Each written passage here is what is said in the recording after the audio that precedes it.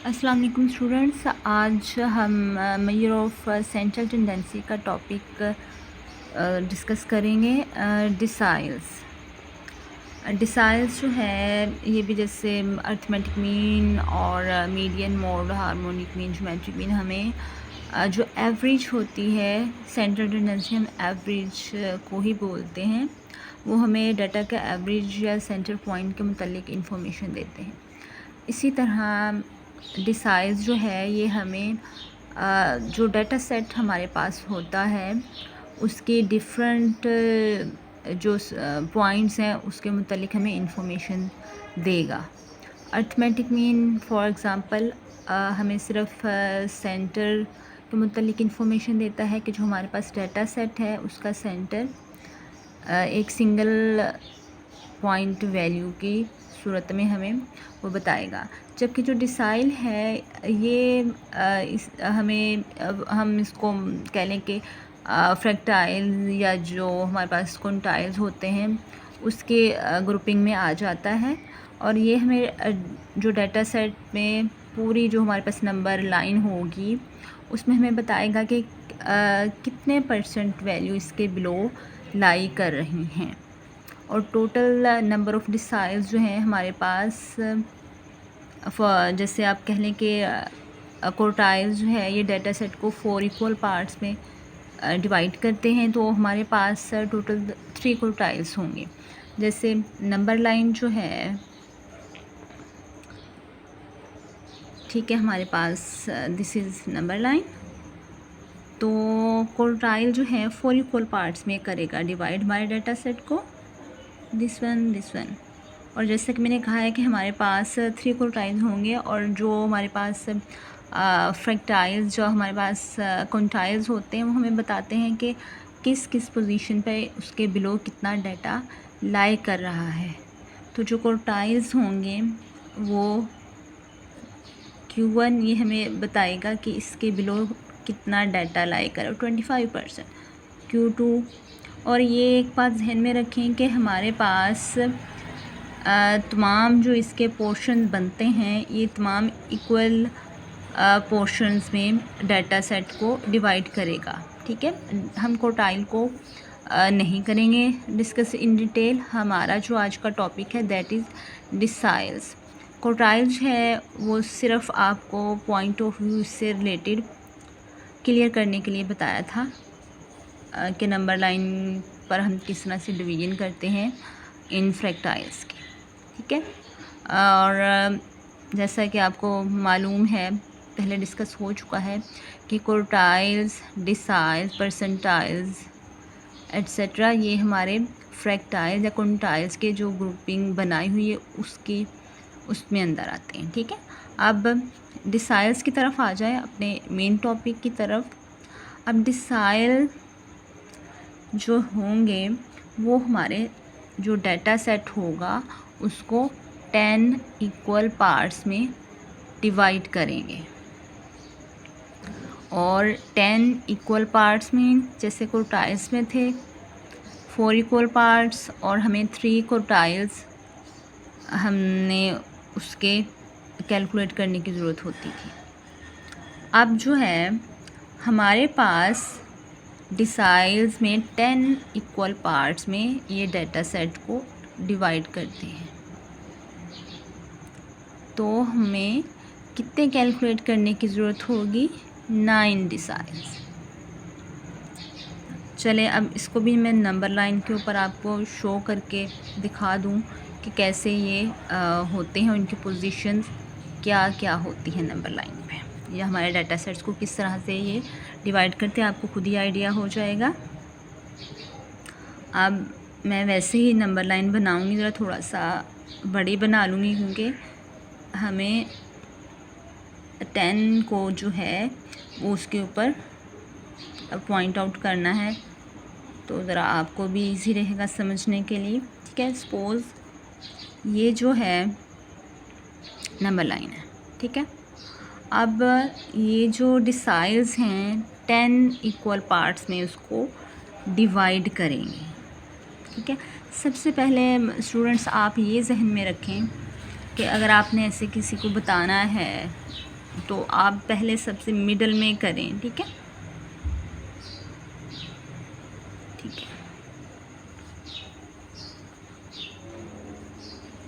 है, that is our D5।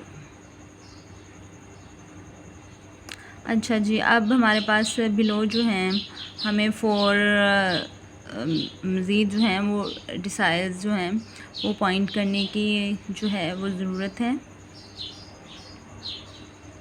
हम देख लें इसको 1, और मेक श्योर कि आपके जो हैं वो इक्वल डिस्टेंस पे हों। 2 3 4। चलें, ये आगे पीछे हो सकता है थोड़ा सा, क्योंकि सिर्फ मैं हाथ से निशान लगा रही हूँ, लेकिन ये सिर्फ आपको क्लियर करने के लिए है, समझाने के लिए कि इसका जो मेन पर्पस है, हमारे जो डाटा सेट होता है उसको, जो डाटा सेट की पोजीशन है उसको इक्वल पार्ट्स में डिवाइड करेगा, और जो पॉइंट्स हैं उसके बिलो कितना डाटा हमारा लाई करता है उसको सिर्फ एक्सप्लेन करने के लिए है, ठीक है। अब ये हो गया जी D1, D2, D3, D4। अच्छा, ये ऊपर नीचे मैं लिख रही हूँ, इसका कोई जो है कह लें कि इससे ताल्लुक़ नहीं है कि ये भी ज़रूरी है लिखना। ये मैं अपनी जो है आसानी के लिए लिख रही हूँ कि इजीली आपको पॉइंट्स नज़र आ जाएं, गड़बड़ ना हो जाए, ठीक है। सिर्फ समझाने में आसानी के लिए मैं ऊपर नीचे कर रही हूँ। अगर मैं सारे ऊपर ही लिखती जाती तो मिक्सअप हो जाने थे, वो ऐसा लगना था कि जैसे एक साथ ही वो जुड़े हुए पॉइंट्स आ रहे हैं, ठीक है। चलें, हमारे पास D1, D2, D3, D4, D5 हो गए। अब नेक्स्ट फर्दर हमें D9 तक मज़ीद 4 जो हैं वो लोकेट करने हैं, सिमिलर लाइक दिस।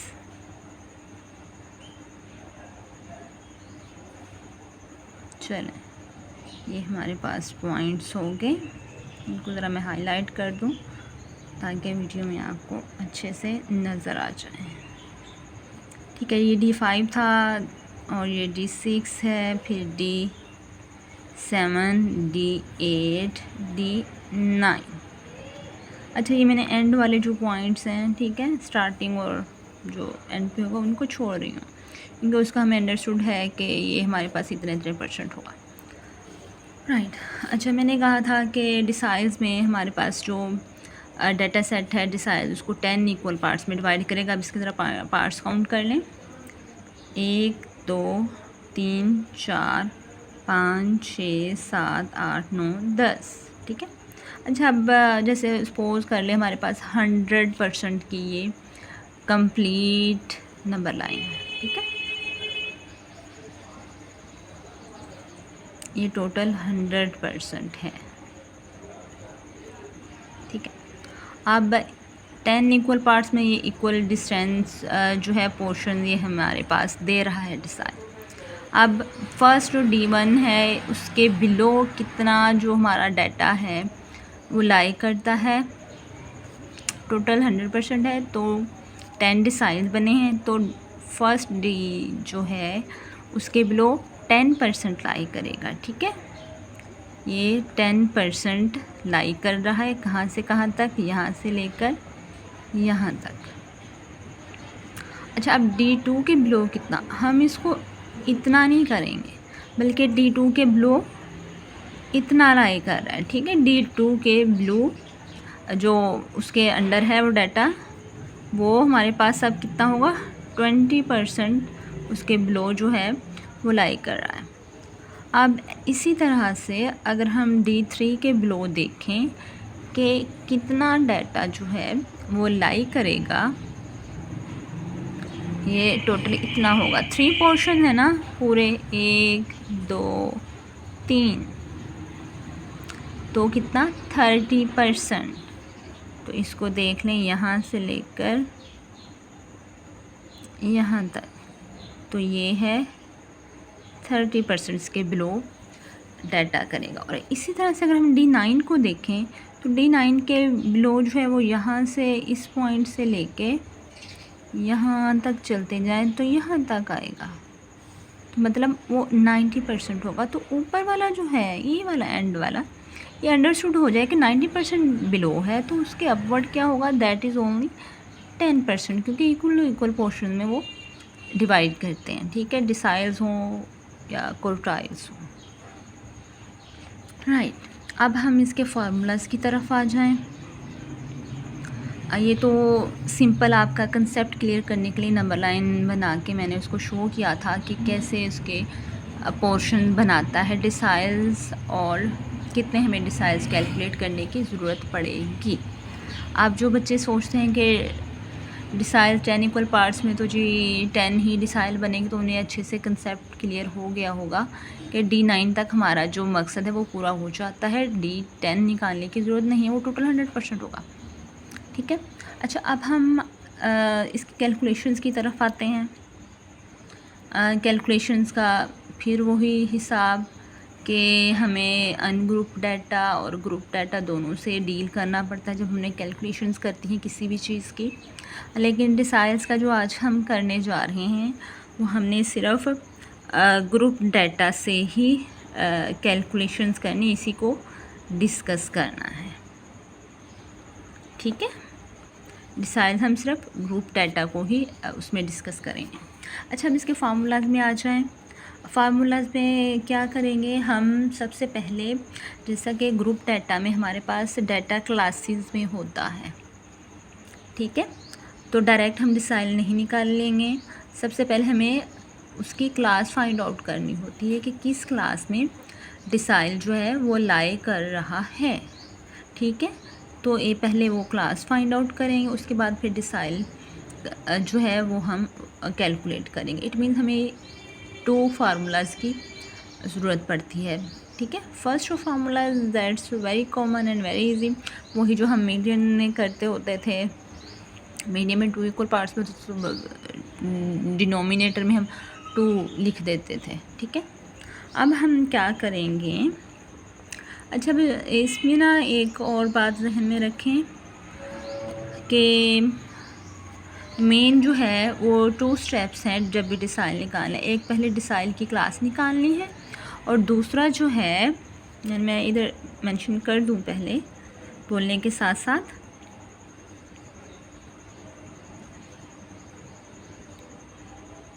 ठीक है, डिसाइल क्लास, ठीक है। और फिर हमने करना है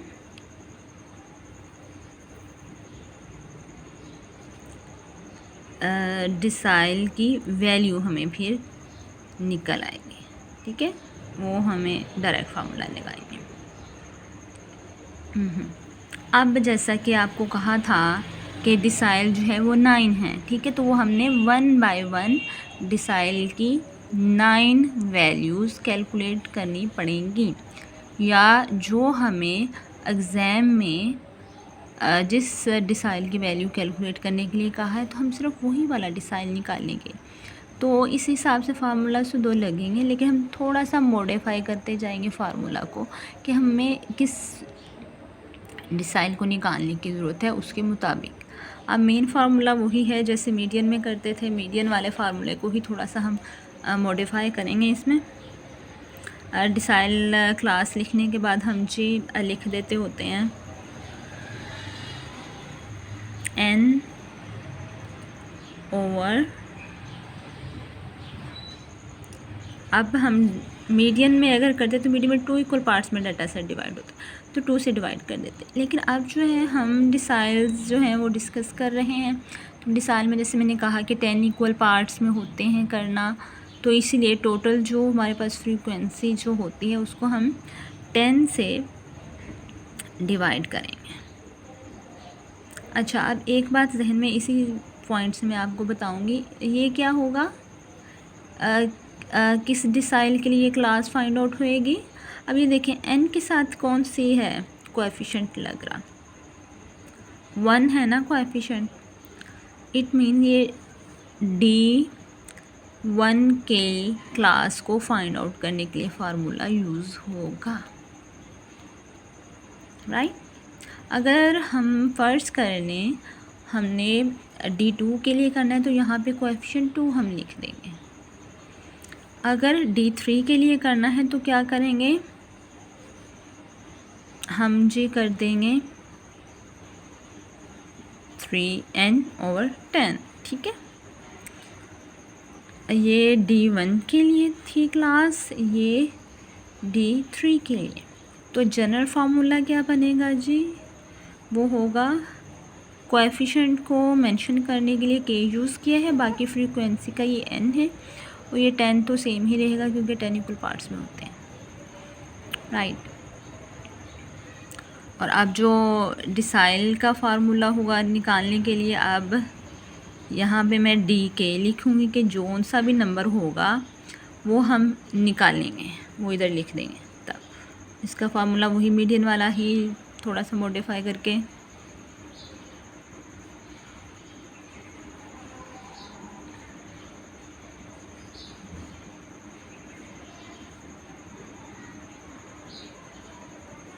अच्छा, यहाँ पे कौन सा आता है फार्मूला, ये वाला आता है, ठीक है। सेम वही होता है, कैलकुलेशन करते हुए हम वही आंसर जो इसका आता है वो हम डायरेक्ट लिख सकते हैं, बल्कि वही लिखते होते हैं, वो इजी रहता है।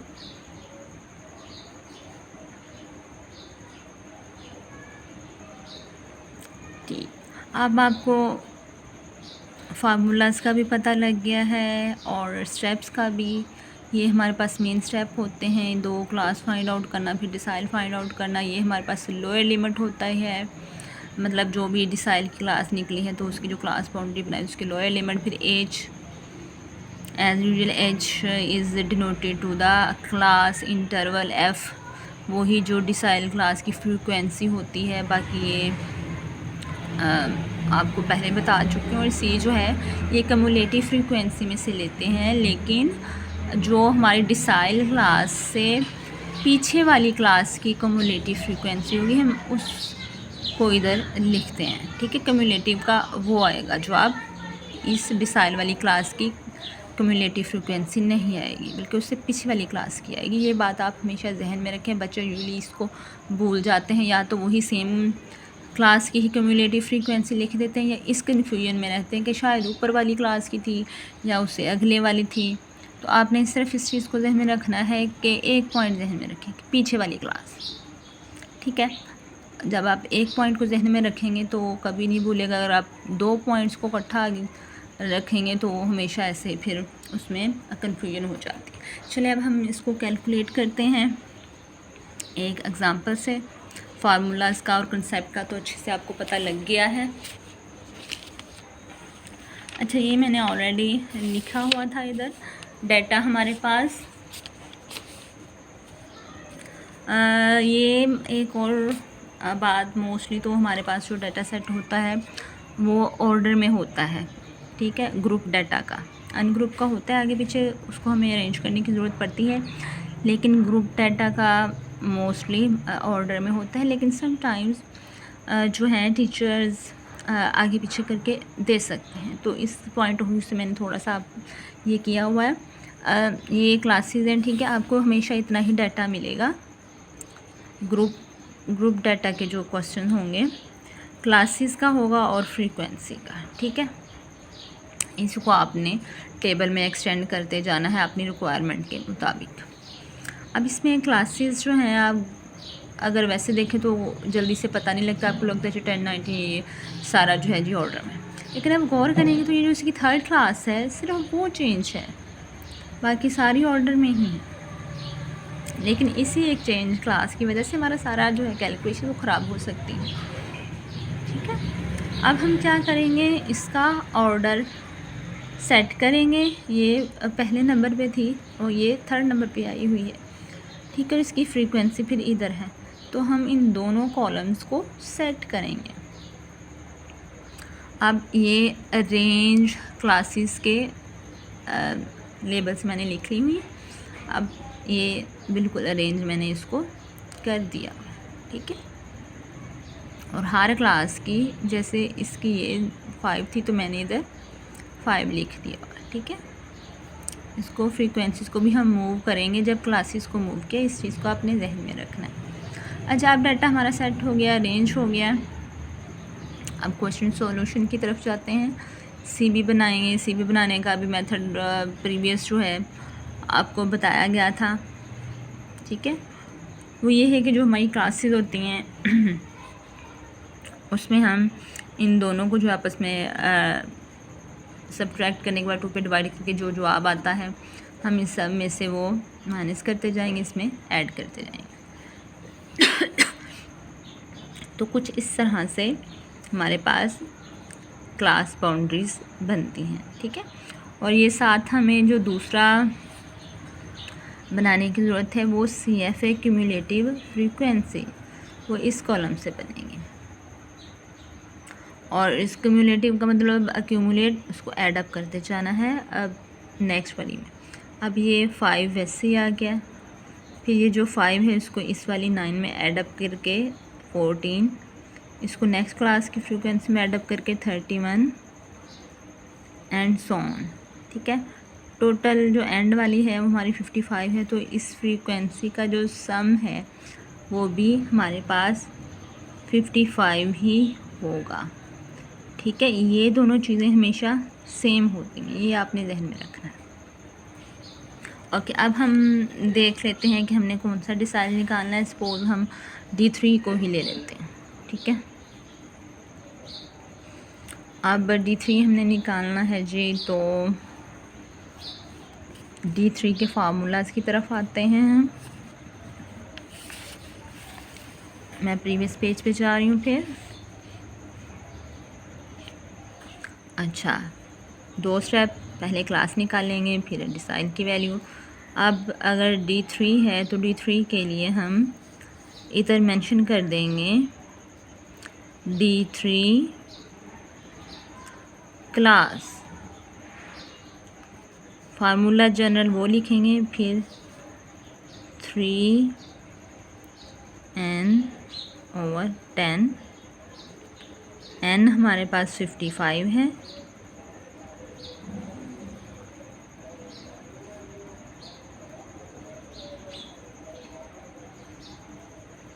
ठीक है। ये हमारे पास जो टोटल फ्रीक्वेंसी थी या लास्ट क्यूमुलेटिव फ्रीक्वेंसी का आता है जवाब, जैसे ये है, ठीक है।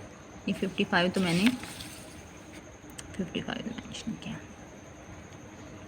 अब इसको इससे मल्टीप्लाई करके इससे डिवाइड कर लेंगे, तो हमारे पास जो आंसर आएगा हम वो इधर लिख देंगे।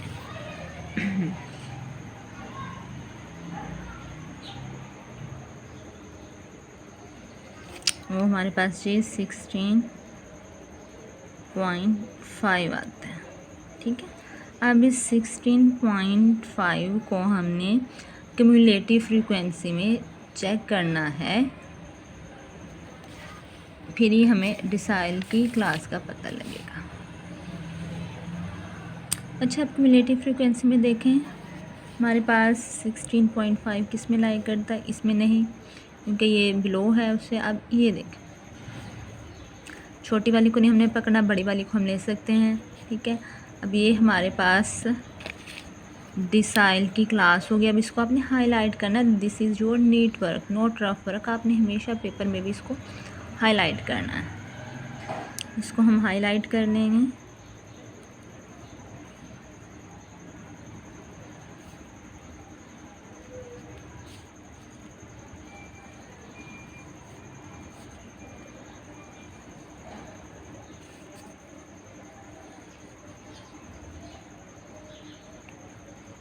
और साथ में हम मेंशन भी कर देंगे कि दिस इज़, अच्छा ये D3 के लिए हमने कैलकुलेशन की थी, तो हम D3 क्लास लिखेंगे साथ इसके, ठीक है। अच्छा, अब क्लास फाइंड आउट होगी है। नेक्स्ट अब हमने D3 की वैल्यू को फाइंड आउट करना है। उसके लिए ये जो हमने चीज़ें हैं अब हमें मिली क्लास में से, वो हमने उसके फार्मूला में पुट करनी है। और फार्मूला में हमारे पास L, H, F और C था। जैसे फार्मूला को मैं फिर दिखा दूँ आपको, this one, lower limit, class interval, frequency, this is. और उसके साथ साथ हमने इस पे हाईलाइट भी करते जाना है। L हमारे पास ये CB में होता है, दैट इज़ L, ठीक है। और साथ में ये क्यूमुलेटिव फ्रीक्वेंसी D3 क्लास की, लेकिन उसे प्रीवियस की लेनी है, सी जो फॉर्म वो 14 आ जाएगी और F 17 आ जाएगा, ठीक है। और H हमें पता है वो 10 है, तो 10 हम वो इसमें लिख लें। अच्छा, अब इसकी हम वैल्यूज़ पुट करेंगे। D5G हमारे पास 19.5 था, एज 10 है, फ्रीक्वेंसी 17 थी। अब ये पहले भी बता चुकी 3n/10 है, तो 3n/10 जो है हम डायरेक्ट इसमें इसकी वैल्यू पुट कर देंगे, दैट इज़ 16.5 माइनस। अब C जो था वो 14 आप लोगों को बताया था, इधर 14 पुट कर लें, ठीक है, क्योंकि जो हमारी D3 की क्लास थी उससे जो प्रीवियस क्लास है उससे पिछली क्लास की जो क्यूमुलेटिव फ्रीक्वेंसी वो हमने, चलें जी, वैल्यूज़ जो है वो हमारी इसमें हमने पुट कर दी हैं। आप इसको सिर्फ कैलकुलेट करेंगे। कैलकुलेट करने के लिए हमेशा आप ईजीएस्ट वे फाइंड आउट करें, और जो जिन बच्चों ने मैथ पढ़ा होता है वो जी उसमें एलसीएम के चक्कर में पड़ जाते, वो नहीं करना आपने क्या करना है, इसको अलहदा से डिवाइड करके इसका आंसर लिख लें जो भी आता है, और इन दोनों को आपस में सब्ट्रैक्ट करके लिख लें। अब जैसे देखें हमारे पास 10 डिवाइडेड बाई 17 का आंसर जी 0.588। ये आपने एटलीस्ट 3 डिजिट्स ज़रूर लिखें, ठीक है। बच्चे क्या करते हैं, सिर्फ एक डेसिमल के बाद एक डिजिट लिखा और जी बात ख़त्म। अच्छा, अब इन दोनों को आपस में सब्ट्रैक्ट करके लिखेंगे तो जी क्या आएगा हमारे पास। अगर 16 होता तो 14 में से निकालते तो 2 आना था, 0.5 एक और है, ठीक है, तो ये 2.5 होगा। आप क्या करेंगे, इसको और इसको मल्टीप्लाई करेंगे और उसके बाद में हम 19.5 में ऐड अप कर देंगे। इस टाइप कोर्स से देखें बच्चे मोस्टली इसको ज़्यादा ही डिफ़िकल्ट वे में कर रहे होते, तो उसको करते करते वो उसमें गड़बड़ कर जाते हैं। 0.588 मल्टीप्लाई बाई 2.5 दैट इज़ 1.47। ये था जी D3। 1.47 प्लस 19.5 करेंगे तो जी हमारे पास 20.97 आंसर आ गया D3। Now our question is completed. Okay students, hope so कि आप लोगों को अच्छे से समझ आ गई होगी कंसेप्ट्स क्या है, डिसाइल्स क्या, ये पोर्शन में कैसे डिवाइड होते हैं, उनके बिलो परसेंटेज कितनी लाई कर रही होती है, फिर उसके कैसे पार्ट्स होते हैं इस क्वेश्चन को सॉल्व करने के लिए, डिसाइल्स के लिए। चलें अब आपसे इजाज़त चाहते हैं, अल्लाह हाफिज़।